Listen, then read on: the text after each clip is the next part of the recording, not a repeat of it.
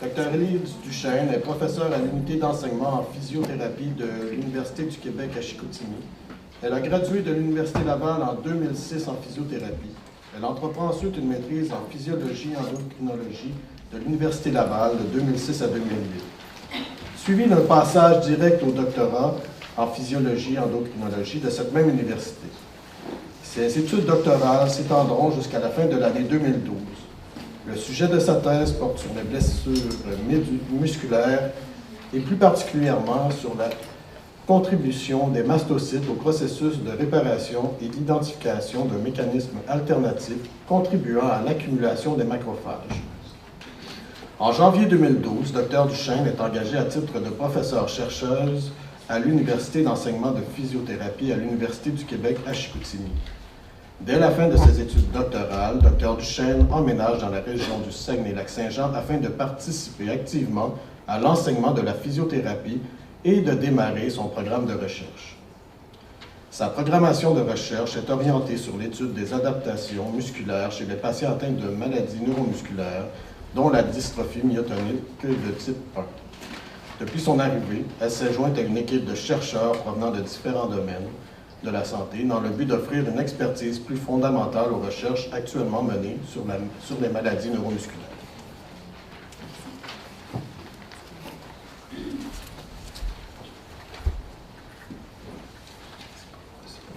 Non, c'est pas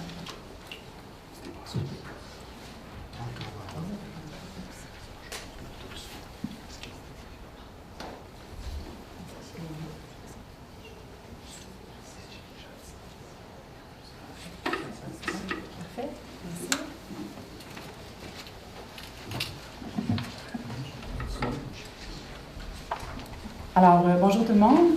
Merci pour la présentation. Alors, ça me fait extrêmement plaisir d'être avec vous aujourd'hui pour vous parler de la dystrophie myotonique de type 1 et plus spécifiquement de la physiopathologie des atteintes musculaires observées chez les patients qui sont atteints de DM1 et aussi certaines pistes de solutions qui pourraient permettre l'amélioration de la prise en charge de ces patients. J'en profite pour remercier aussi le comité organisateur de me donner l'opportunité de présenter aujourd'hui dans le cadre de ce colloque. Et je vais présenter vraiment là, la programmation de recherche que je suis en train de développer au Saguenay-Lac-Saint-Jean en tant que jeune chercheur qui est engagé au programme de physiothérapie de l'UQAC.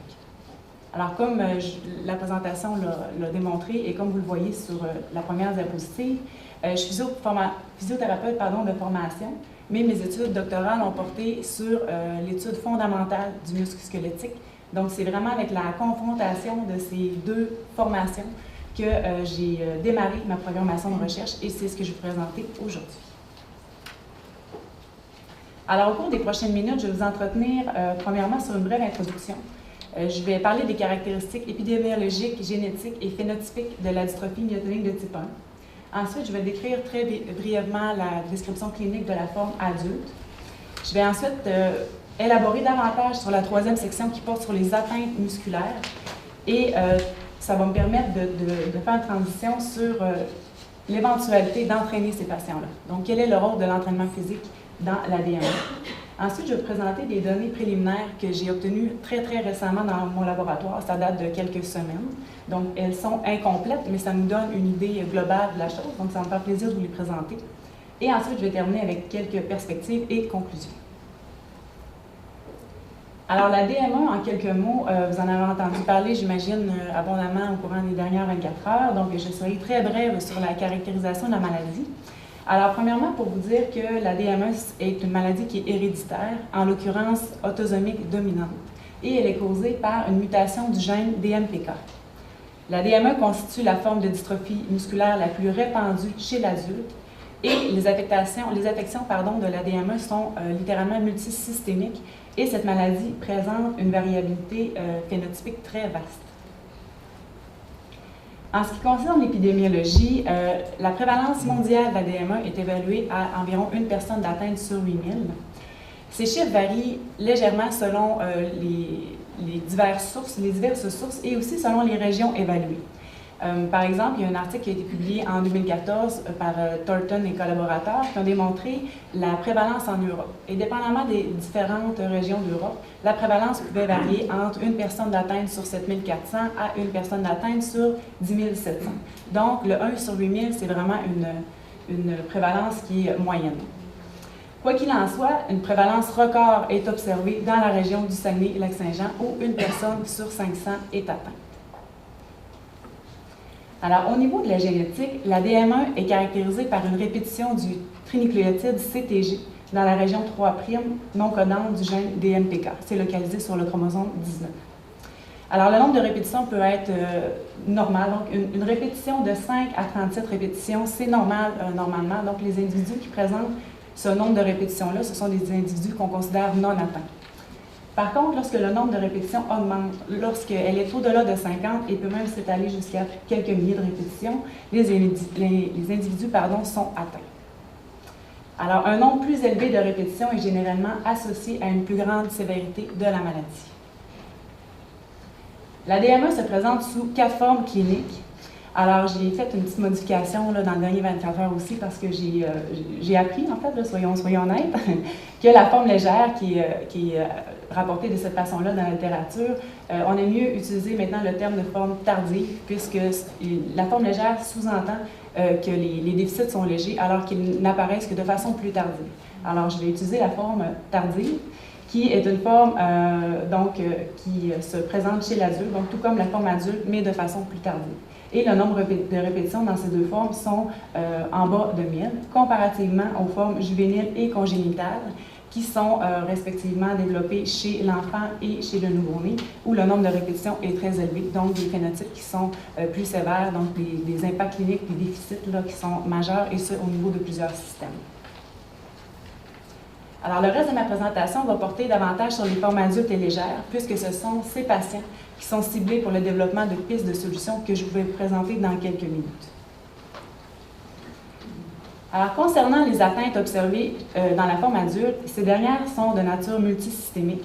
Alors, il est ainsi observé que les patients qui sont atteints de DM1 vont présenter des troubles de conduction, des troubles du rythme, des problèmes respiratoires liés notamment à l'atteinte du diaphragme, comme on a pu constater au courant des dernières minutes.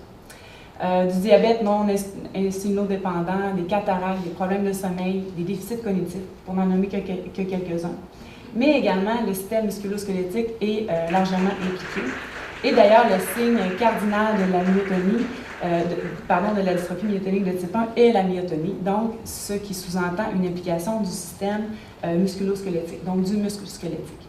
Mais il y a plus que la myotonie. En effet, les patients qui sont atteints de DM1 vont aussi présenter de l'atrophie musculaire, une faiblesse musculaire et même une perte de force musculaire qui est évaluée entre 1 et 3 % par année. Et les nouvelles études tendent à démontrer que cette diminution de force-là pourrait même être légèrement supérieure. Alors, les déficits musculaires semblent davantage atteindre les muscles distaux, mais ce qu'on est en train de réaliser, c'est qu'il y a une faiblesse importante au niveau des muscles proximaux également. Donc, ce dogme-là tend à être remplacé par une faiblesse là, qui serait généralisée.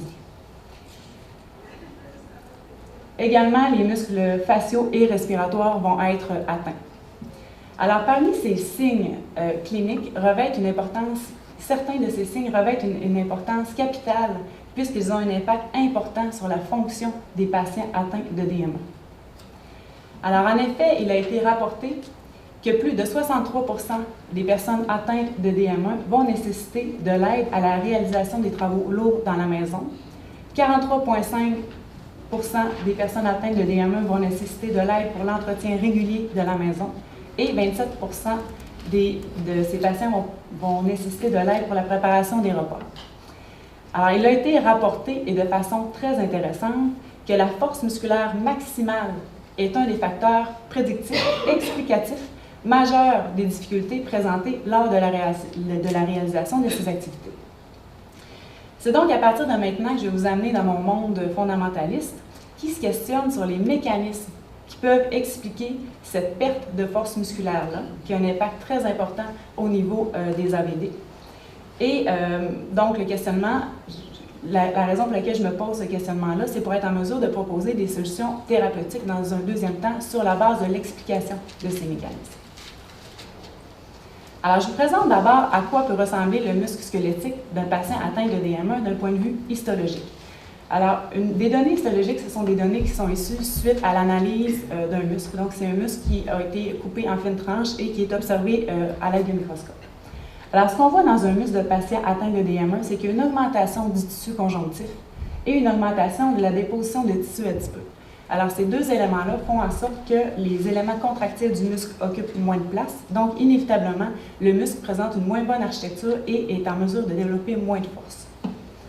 Deuxièmement, il y a une atrophie des fibres musculaires qui a été observée, et ça touche davantage les fibres de type 1. Les fibres de type 1, c'est des fibres qui sont impliquées dans les muscles qui sont davantage de nature posturaux. Donc, des muscles qui vont être importants pour se tenir debout toute une journée vont être davantage constitués de fibres de type 1, tandis que les muscles de Usain Bolt sont davantage constitués de fibres de type 2. Okay? Donc, ce sont les muscles qui sont très explosifs. L'atrophie est majoritairement observée dans les fibres de type 1. Alors, tous ces signes, donc autant au niveau de l'architecture qu'au niveau de l'atrophie des fibres musculaires, donc vous aurez compris qu'une fibre musculaire qui est atrophiée va présenter moins d'éléments contractiles. Alors, l'ensemble de ces signes peuvent influencer négativement la capacité du muscle à produire de la force. De plus, il y a des données qui ont été obtenues grâce à des techniques de biologie moléculaire qui démontrent que les muscles des patients atteints de DM1 présentent un déséquilibre entre les processus de synthèse et de dégradation protéique. Alors, de façon normale, nous sommes en homéostasie au niveau de la synthèse et de la dégradation protéique. Donc, à chaque jour, se produit de la dégradation protéique, qui est tout à fait normal, mais ce phénomène de dégradation protéique-là est contrebalancé par des phénomènes de synthèse protéique qui viennent équilibrer cette balance. Par contre, chez les patients qui sont atteints de dystrophie myotonique de type 1, alors la balance est complètement déséquilibrée et on observe, cette observation-là est soit due à une diminution de la synthèse protéique et ou une augmentation de la dégradation protéique. Dans un cas comme dans l'autre, ce déséquilibre est en fait en faveur de la dégradation protéique, tel qu'illustré dans la partie de droite du tableau. Et ceci peut se traduire par de l'atrophie des fibres musculaires. Alors, je vais vous expliquer cette figure-là dans le détail. Je n'irai pas, en fait, de façon... C'est pas vrai, je ne l'explique pas dans le détail.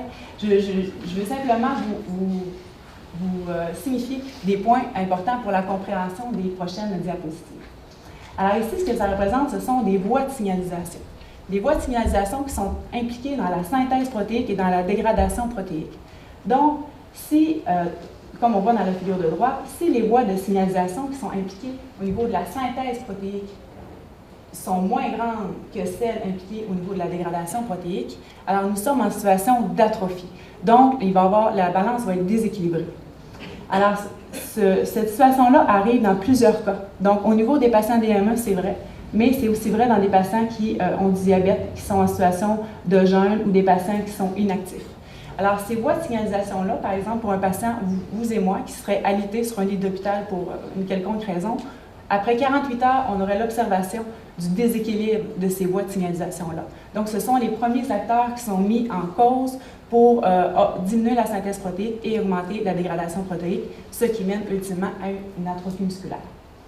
Alors, au niveau des voies qui sont importantes dans la synthèse protéique, en fait, ce sont les voies qu'on dit IGF-1, PI3K kinase. Donc, c'est la voie de signalisation, et puis il y a plusieurs acteurs là, subséquemment, qui sont impliqués dans la synthèse protéique. Maintenant, la voie de signalisation, en fait, le système qui est impliqué dans la dégradation protéique, c'est le système ubiquitine-protéasome, le système ici. Donc, lorsque ce système-là est activé, la dégradation protéique est augmentée. Okay? Alors, nous, ce qu'on souhaite dans la DM1, c'est trouver une façon d'entraîner les patients pour renverser ce phénomène-là. Alors, ce qu'on veut, c'est soit diminuer la dégradation protéique ou augmenter la synthèse protéique, ne serait-ce que pour freiner le 1 à 3 % de perte musculaire qui est observé par année. Donc, nous, on veut se situer dans la portion de gauche ici, donc stimuler l'hypertrophie, c'est-à-dire que la synthèse soit plus grande que la dégradation.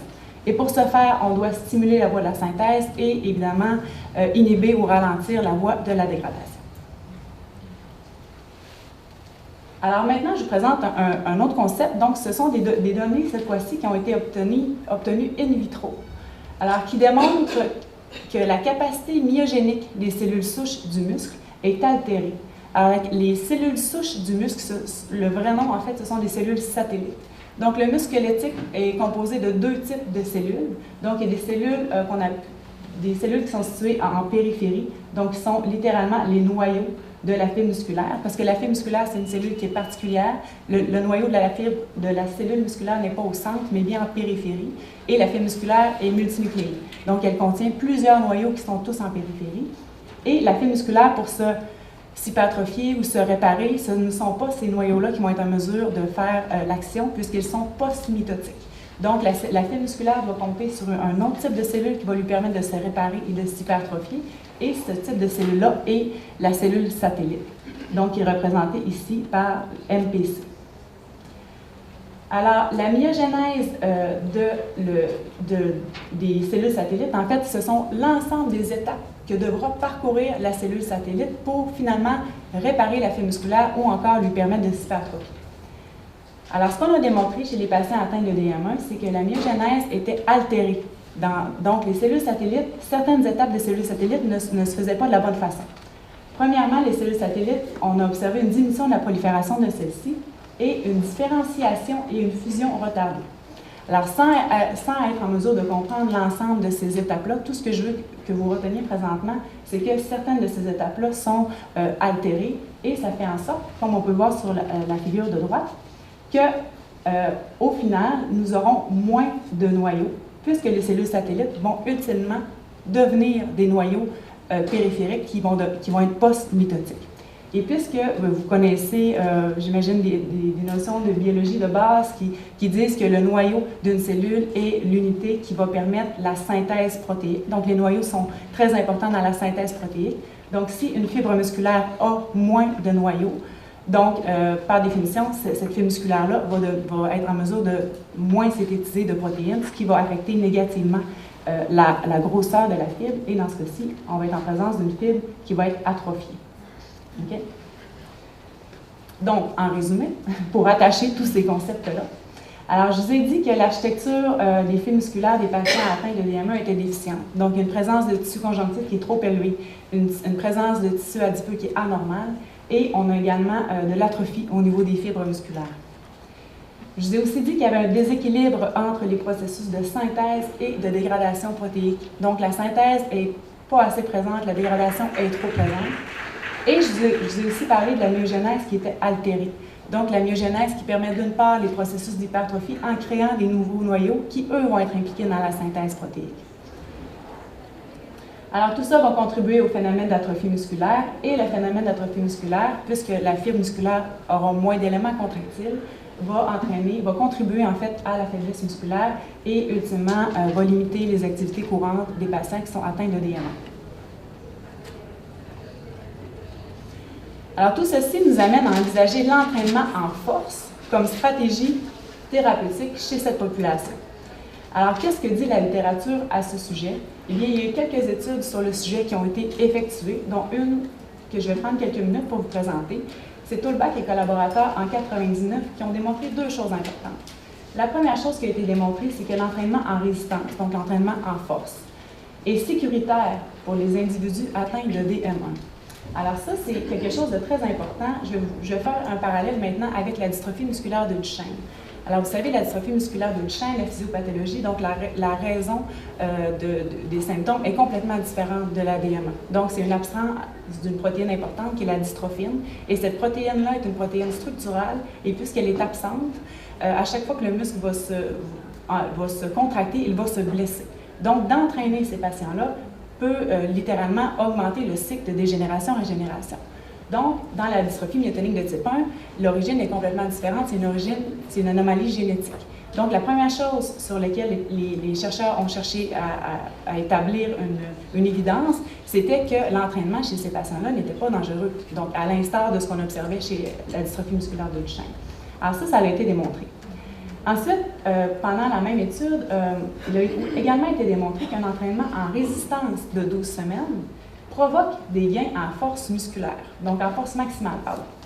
Donc ça, c'était très positif aussi parce qu'en plus de ne pas être dangereux, c'était une modalité qui semblait positive pour les patients qui étaient atteints de DME. Par contre, et ça encore aujourd'hui, il demeure inconnu si ces gains de force qui ont été mesurés sont liés à des adaptations du muscle squelettique en faveur de l'hypertrophie musculaire ou encore à l'adaptation neuronale qui caractérise l'apprentissage d'un nouveau geste moteur. Alors, vous savez, il y a toujours une phase d'adaptation neuronale qui va expliquer les gains en force. Donc, durant les 5-6 premières semaines de l'entraînement en force chez un individu normal, la personne va avoir réellement des gains en force, mais ces gains en force-là sont dus à l'adaptation neuronale. Alors, durant un entraînement de 12 semaines avec une population pathologique comme les patients atteints de DME, est-ce qu'on est encore dans l'adaptation neuronale, ce qui pourrait être le cas parce que le tissu musculaire n'est pas du tout équivalent à un patient sain, ou encore on a été capable de mettre en branle les processus nécessaires pour augmenter la masse musculaire de ces patients-là et par le fait même d'augmenter la force. Donc ça, c'est une problématique qui est encore non répondue aujourd'hui. Alors, vous l'aurez compris, c'est la problématique que j'ai identifiée pour établir ma programmation de recherche et tous mes efforts sont concentrés présentement pour répondre à cette question. Alors, je vais vous présenter des données préliminaires pour voir un peu comment j'ai fait le tour de la question, ou du moins, je n'ai pas encore fait le tour, je démarre ma programmation pour répondre à cette question. Alors, je vais vous présenter une étude qui visait à étudier l'effet de l'entraînement en résistance sur l'hypertrophie musculaire des patients atteints de DME. Et là, je vais vous présenter dans les paramètres évalués, je vais vraiment vous présenter la synthèse protéique, la dégradation protéique, la myogénèse. Donc, je me suis servi de la littérature existante sur ces patients-là pour voir si l'entraînement est capable de renverser tous les effets négatifs qu'on voyait. Alors, je vais vous présenter une étude de Koch. Donc, c'est un homme de 36 ans qui a été entraîné en force, donc un homme de 36 ans atteint de DME, bien évidemment, qui a été entraîné en force pendant 12 semaines. Et l'entraînement consistait à 2 séances par semaine à raison de 2 séries de 6 répétitions maximales, ce qui correspond à peu près à un 80-85% d'un RM. Alors, il y a des biopsies musculaires qui ont été collectées dans le vaste latéral avant et après le programme d'entraînement. Alors, sans vous détailler l'ensemble du programme d'entraînement, vous aurez compris que, bien évidemment, il y avait des exercices qui visaient à renforcer les extenseurs du genou, puisque c'est le muscle qu'on utilisait pour aller voir si des changements s'étaient effectués au cours des 12 semaines. Et le niveau de participation de cet homme-là était de 72 %. Donc, c'est le cas que j'ai décidé de vous présenter, parce qu'en réalité, dans cette étude pilote-là, c'est un projet en fait qui avait été mis de l'avant pour voir l'effet de l'entraînement chez la participation sociale de ces patients-là. Et puisque le programme de 12 semaines a été mis en branle, on a été capable d'accrocher 3 patients qui ont été volontaires pour la biopsie musculaire, donc avant et après. Et les 2 autres patients dont on a des données, en fait, le taux de participation au programme d'entraînement est très faible. C'est 38 % et 56 %. Donc, ça relève aussi un problème de motivation de ces patients-là, d'apathie. Donc, c'est des données qui devront être interprétées de façon différente. Okay? Donc, présentement, je vous présente seulement les données de quelqu'un qui a été présent de façon convenable. Alors, à 72 %. Alors, les paramètres évalués jusqu'à maintenant, c'est premièrement la surface de section des fibres musculaires et le pourcentage des fibres présentant des noyaux centraux. Alors, qu'est-ce que ça veut dire, ces 2 paramètres-là? La surface de section des fibres musculaires, d'où l'appellation CSA, qui est le Cross-Sectional Area, en fait, c'est littéralement la grosseur de la fibre. Et vous aurez compris qu'un muscle squelettique est composé de plusieurs fibres musculaires. Et si chacune d'entre elles présente une surface de section plus élevée, globalement, le muscle est plus gros. Donc, il y a un phénomène d'hypertrophie qui s'est installé. Alors, c'est la première chose que j'ai évaluée. C'est ce qu'on voit sur l'image du haut. Alors, on a ici différentes fibres musculaires. Certaines sont colorées en rouge, certaines sont colorées en blanc. Et avec une coloration histologique, on a été en mesure de séparer les fibres de type 1 et les fibres de type 2. Donc, les fibres de type 1 sont en blanc, donc ce sont des fibres lentes, et les fibres de type 2, ce sont les fibres en rouge, les fibres rapides. Alors, il y a un logiciel qui a été utilisé pour faire ça. Donc, tout simplement, le contour de chacune des fibres est délimité et comparé à une grandeur étalon qui est rentrée dans le logiciel et l'aire de la fibre est calculé. Et ensuite, on calcule un nombre donné de fibres et on est capable d'établir une valeur moyenne de diamètre de la fibre. de surface de la fibre. Et aussi, dans le bas, donc, le pourcentage des fibres présentant des noyaux centraux. Alors, je vous ai dit tantôt qu'une fibre musculaire, de façon normale, avait plusieurs noyaux qui ne sont pas symétotiques et qui sont situés en périphérie de la fibre. Alors, ici, ce sont des coupes transverses de muscles. Okay? J'aurais dû le dire au départ.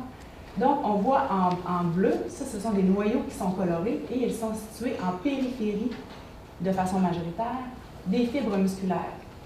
Il y a certaines fibres musculaires qui présentent des noyaux centraux.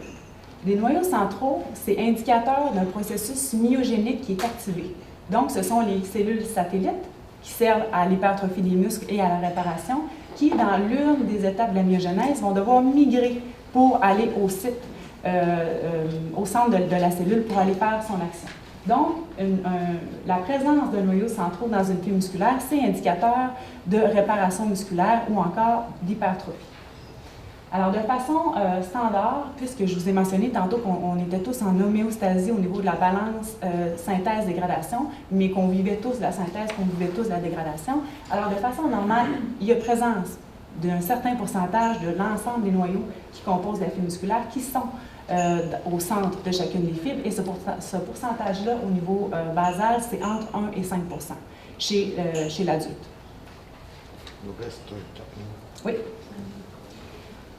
Alors maintenant, pour les données que je vais vous présenter, je commence par la surface de section transverse des fibres, donc le cross-sectional area, dans les fibres de type 1 à gauche et dans les fibres de type 2 à droite.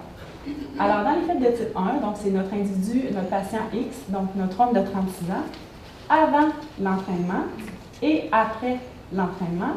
Et ça, même chose pour les fibres de type 2, donc avant l'entraînement et après l'entraînement.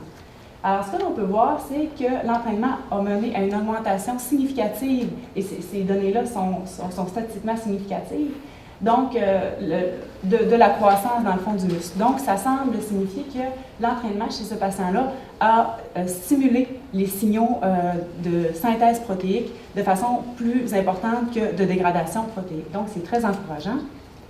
Et maintenant, au niveau du pourcentage de fibres présentant des noyaux centraux, alors je vous dis d'entrée de jeu que de façon normale, de façon basale, un individu présente entre 1 et 5 de noyaux centraux. Alors notre patient, au départ, présentait ce pourcentage-là.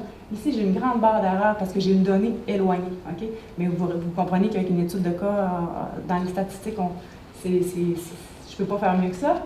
Et ce qu'on peut voir, c'est qu'après l'entraînement, il y a eu une augmentation qui est non significative, bien évidemment, mais il y a une tendance à l'augmentation du pourcentage de fibres présentant des noyaux centraux, laissant croire que les fibres sont dans un processus de myogénèse qui est important pour, ultimement, la croissance du muscle.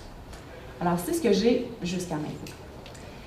Alors, c'est sûr que ces analyses-là vont être complétées, d'une part, avec des analyses de biologie moléculaire. Donc, je vais chercher à caractériser les voies de IGF-1, PI3K, qui sont des voies de synthèse protéique. Et je vais aussi aller regarder au niveau du système ubiquitine-protéasome pour voir la voie de dégradation protéique. Et je vais regarder comment la balance a bougé et je vais corréler ces résultats-là à ce que j'ai obtenu en histologie.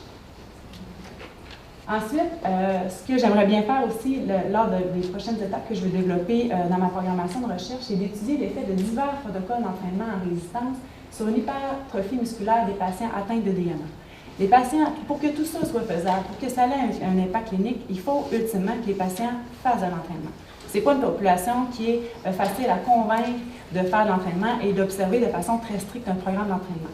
Alors moi, ce que je veux faire, c'est vraiment être en mesure de faire plusieurs protocoles d'entraînement et de regarder quel est le protocole minimal qui fait allumer les signaux dont je vous ai parlé tout à l'heure, qui pourrait, premièrement, freiner la dégradation protéique et, dans un monde meilleur, augmenter la synthèse protéique. Donc, le fait d'établir divers protocoles de recherche va me permettre de discriminer quel est le bon moment, c'est quoi et quel est le bon dosage pour ces patients-là pour espérer voir un effet positif. Alors, en conclusion, la prescription d'exercice chez les patients atteints de DM1 ne repose actuellement pas sur une grande quantité de données probantes.